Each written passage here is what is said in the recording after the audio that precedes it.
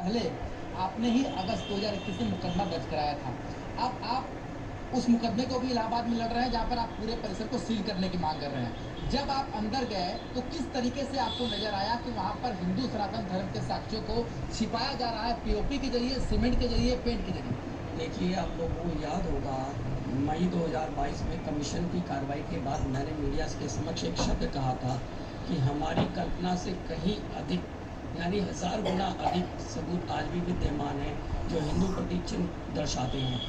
ऐसा मैंने उस दिन भी इसीलिए कहा था कि इतने लगभग 30 वर्षों तक वो परिसर हम सनातनियों के हाथ से बाहर है और उसके बावजूद इतने प्रतीक चिन्ह वहाँ विद्यमान हैं, तो ये बाबा का चमत्कार ही है।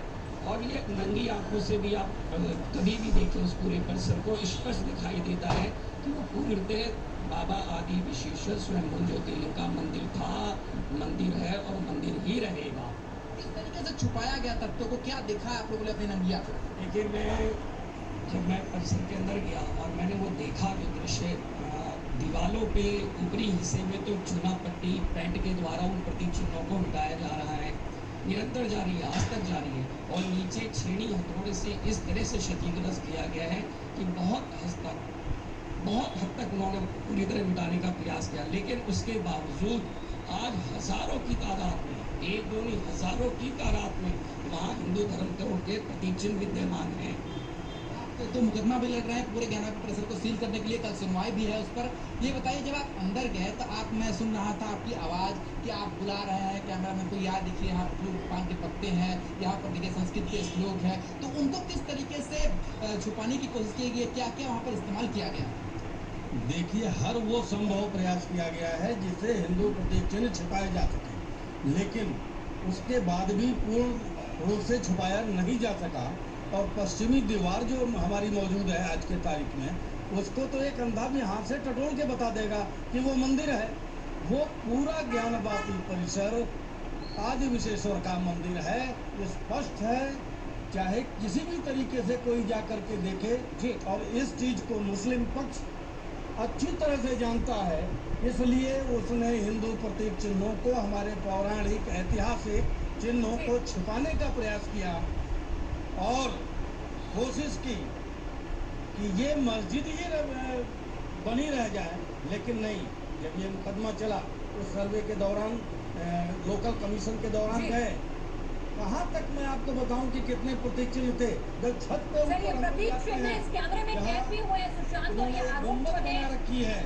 ठीक है, ये आरोप इनकी निजी राय है, जांच का विषय है, लेकिन फिलहाल जो प्रतीक चिन्ह है वो तो कैमरे में कैद हुए हैं और वो किस ओर इशारा कर रहे हैं तब हम हमारे एक्सपर्ट लगातार कह रहे हैं। और ये लगभग 5 से 5.5 घंटे की पूरी रिकॉर्डिंग है जो विशाल जी हमारे साथ खास मेहमान जुड़े हुए हैं, पूर्व कमिश्नर जो है वो उनकी मौजूदगी में हो रही थी।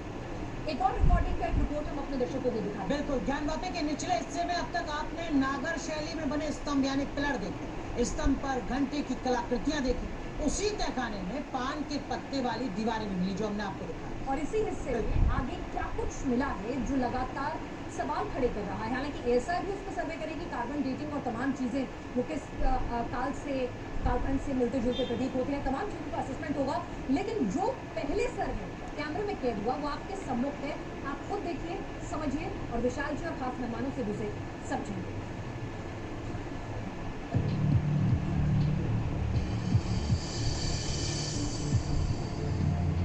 तहखाने के पूर्वी हिस्से के बाद जब कैमरा बाउंड्री की तरफ पहुंचा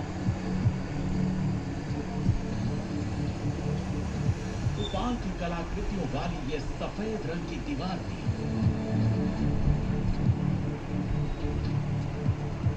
पान की कई कलाकृतियों पर नक्काशीदार आकृतियां भी मिली, जिसे नागर शैली की पहचान माना जाता है।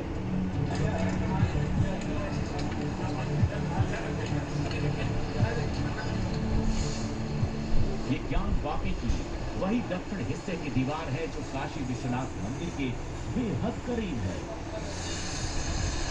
इसीलिए इसे ज्ञानवापी की बाउंड्री कहा जाता है। दोनों पक्षों के वकील के साथ सर्वे टीम दक्षिण दीवार से होती हुई फिर तहखाने के पूर्वी हिस्से के आगे जाती हुई यहाँ मलबों का पहाड़ मिला, टूटे हुए पिलर, और शिलाओं का ढेर दिखा।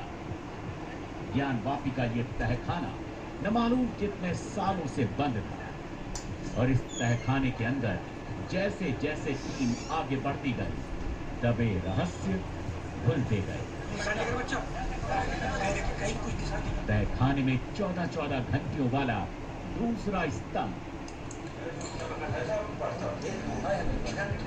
तहखाने में ये दूसरा स्तंभ है जिस पर घंटी जैसी आकृति दिखाई दे रही है।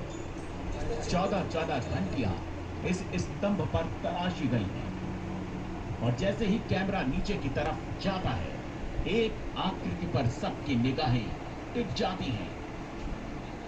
टीवी पर पहली बार ज्ञानवापी के तहखाने की वो तस्वीरें आप देख रहे हैं जो इससे पहले आपने कभी नहीं देखी होंगी।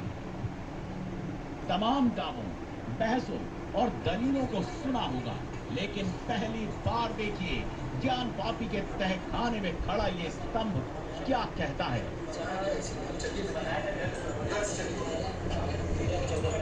स्तंभ के नीचे की इस आकृति को देखकर सर्वे की टीम चौंक पड़ी। दावा किया जा रहा है कि यहाँ कभी मूर्ति रही होगी और बाद में निशान मिटाने की कोशिश भी हुई होगी।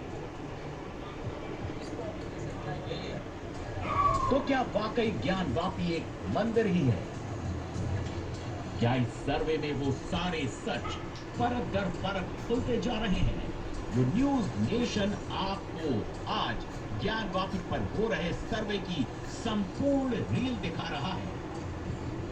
और ये रील बताती है कि सर्वे की टीम इस तहखाने में जो कुछ देख पाई उसे देखकर ठिठक गई।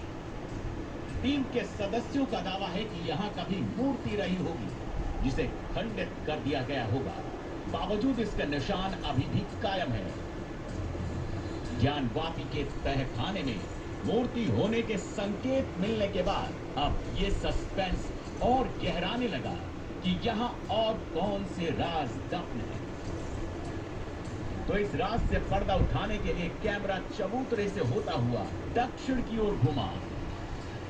तहखाने का ये हिस्सा ज्यादातर अवशेषों से पटा पड़ा है।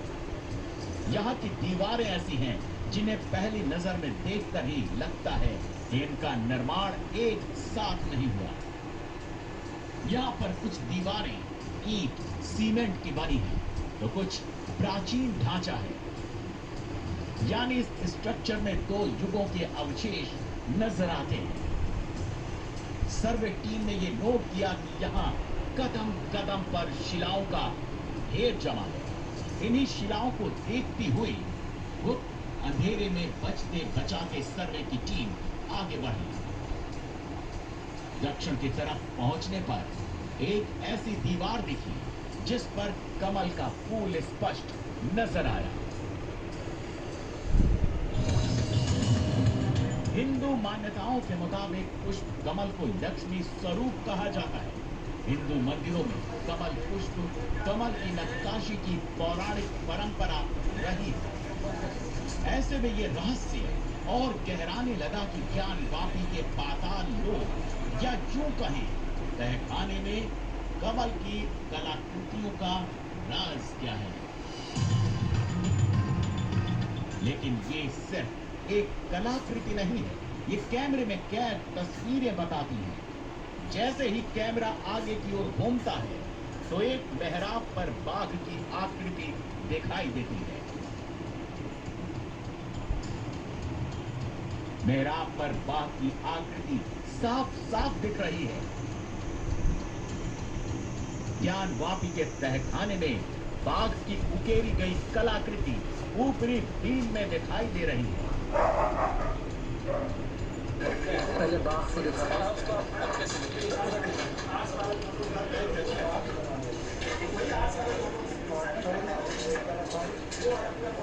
सबने घोड़िया लगा है।